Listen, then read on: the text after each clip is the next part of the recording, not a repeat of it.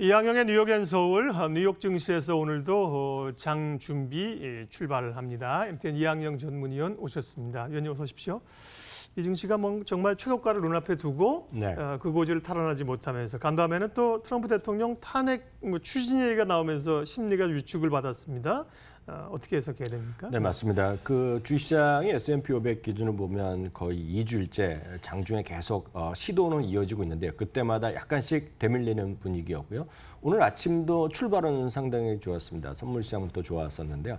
뭔가 좀 진행되는 것들이 약간 저희의 기대, 그 월가의 기대와는 약간 다른 쪽으로 올라갔습니다. 그림 보시면 밑에는 이제 원유도 있고 금 가격도 있지만 오른쪽 하단에 있는 오른쪽 밑에 있는 금을 제외하고는 거의 다 좀 플러스권에 있다가 좀 흘러내리기 시작했고요. 반대로 금은 좀 아래쪽에 있다 올라가는 거였거든요. 그 시각이 정확하게 보면 미국 시간으로 보면 동부 시간 12시 반이었습니다. 그러면 도대체 그때까지 무슨 일이 있었는지를 제가 시간대별로 좀 말씀드리도록 하겠습니다.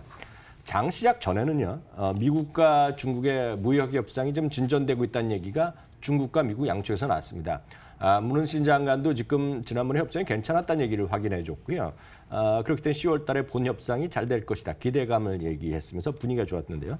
10시에 예상보다 좀 약한 소비자 신뢰 지수가 나왔습니다. 125.1이 나왔고요. 전망치가 133이었기 때문에 생각보다 많이 안 좋아졌지만 뭐 그 정도 갖고 뭐 그렇게 밀릴 일이 아니었지만 다만 조금 멈칫하는 그 정도 분위기였는데요. 10시 20분에 한번 문제가 터졌죠. 뭐냐면 트럼프 대통령이 유엔에서 연설을 하는데 과거 정도 수준은 아니지만 중국을 상당히 비난했습니다. 그리고 이제 지적재산권을 훔쳐가는 것이라고 이제 구체적인 적시하는 것들이 좀 있었지만 조금 밀려나간 건 사실입니다만 본격적으로 이제 떨어진 건 오후 12시 30분이었는데요. 바로 펠로시 하원 의장이 트럼프의 탄핵에 관련된 발언을 할 것이라고 예고를 했거든요. 그때부터 이제 주가가 많이 흘러내리면서 물론 2시 반, 앞서 그림 보시면 2시 15분에 다우 일간을 보시면 한 2시 한 15분, 2시 반 정도 내면서 다시 약간 반등했거든요. 그때는 트럼프 대통령이 우크라이나 대통령과 친밀한 프렌들리한 대화를 했다면서 내일 다 공개해버리겠다 얘기를 했거든요. 정상 간의 대화를요. 그러면 약간 반등했지만 전체적으로 보면 흘러내렸고요. 이게 폭은 크진 않지만 그래도 최근 한 달 동안에는 가장 조정폭이 큰 하루가 됐습니다. 이제 여기서 궁금하신 것은 도대체 트럼프가 대통령이 탄핵 절차 뭐 이렇게 준비한다 뭐 이런 얘기하는데 가능성이 있냐는 것인데 앞서 앵커께서도 얘기를 하셨지만 경험적으로 보면 지금까지요. 물론 미국이란 나라가 헌법으로 댕겨서 건국한 것이 200년 좀 넘은 거 아닙니까? 쉽게 해서 이렇게 이해하시면 되겠습니다.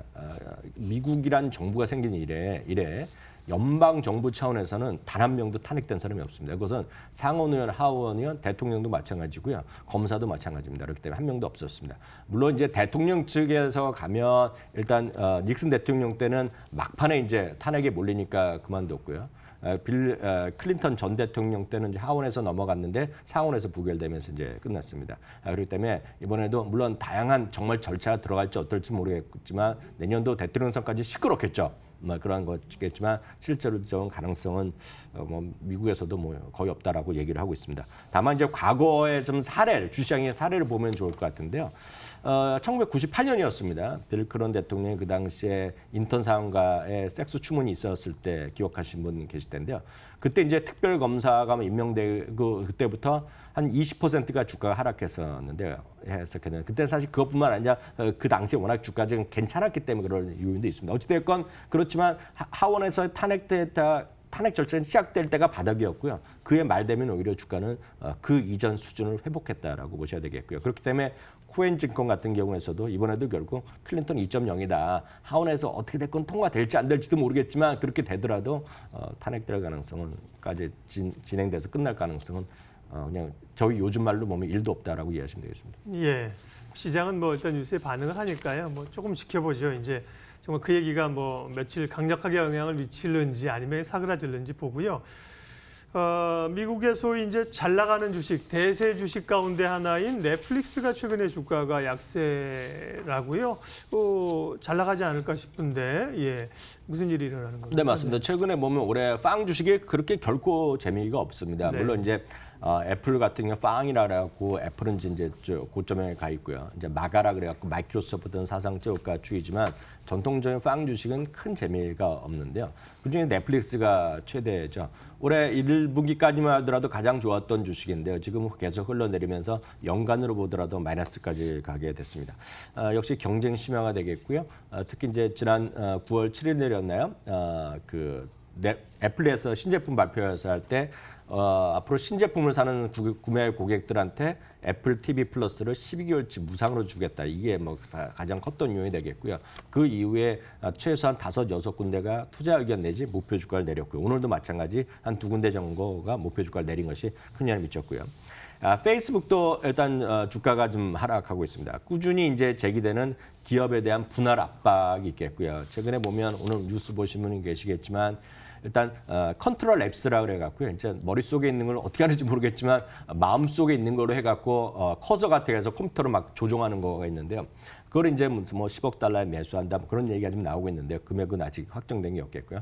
다만 그렇게 불려 나가는 모습을 보이니까 지금 일부 워싱턴 정가나 이런 쪽에서 저거 너무 심해지는 거 아니냐. 그래서 분할해야 된다 그런 압박이 주시장에 부담이 되겠습니다. 다만 반대로요. 올해 알게 모르게 계속 강한 것이 필수 소비재 섹터라고 말씀드렸는데요. 월마트와 P&G는 오늘 같은 날 다시 사상 최고가를 가는 기염을 토했고요.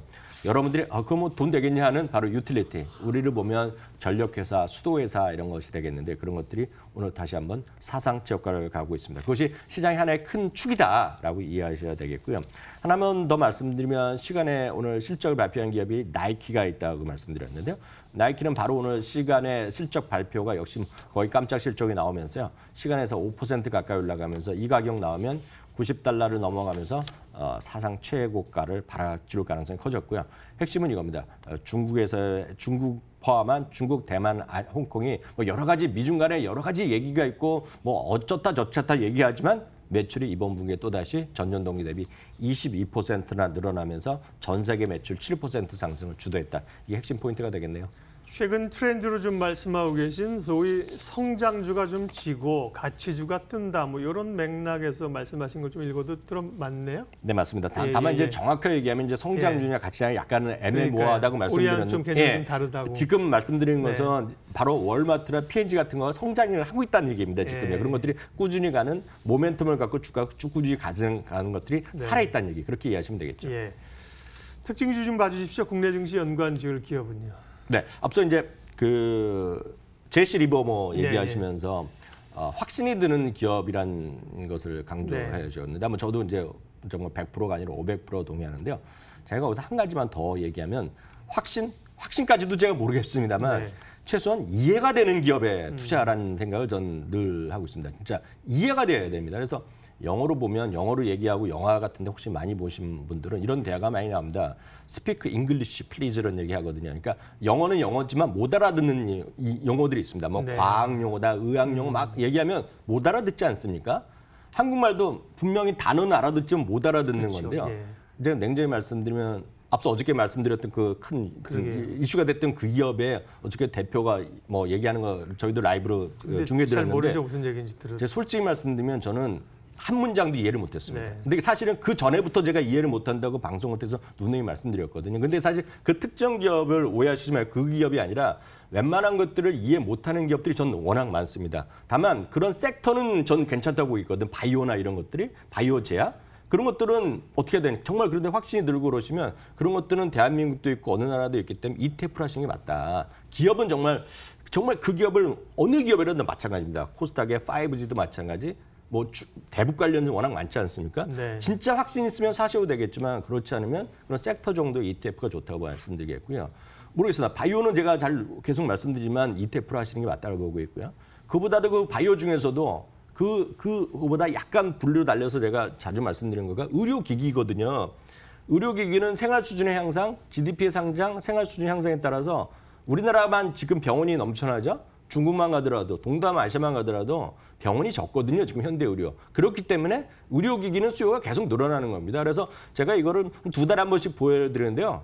거의 3, 4년째 보여드리는데 그때마다 사상 최고가입니다. 지금이요. 이게 바로 미국의 의료기기 ETF입니다. 의료기기. 그러니까 기기만 관련된 거죠. 우리나라 보면 치과 의료기기도 있고 예를 들어서 뭐 진단하는 것도 있고 다 있거든요. 그런 것들이 사상체 효과를 가고 있다는 겁니다. 우리나라에서도 제가 이런 거 있다고 말씀드렸습니다. 타이거 의료기기 307510입니다. 물론 우리 미국이나 이런 거에 비해 선진 대비 기술이 약하지만 이런 것도 저는 장기적으로 될 수 있다고 보고 있거든요. 그러니까 이런 것들에 대한 장기 투자가 좀 이해가 조금이라도 좀 되실 것 같다. 그래서 오늘 소개해드렸습니다. 예, 뉴욕 앤 서울 MTN 이항영 전문위원 함께했습니다. 고맙습니다.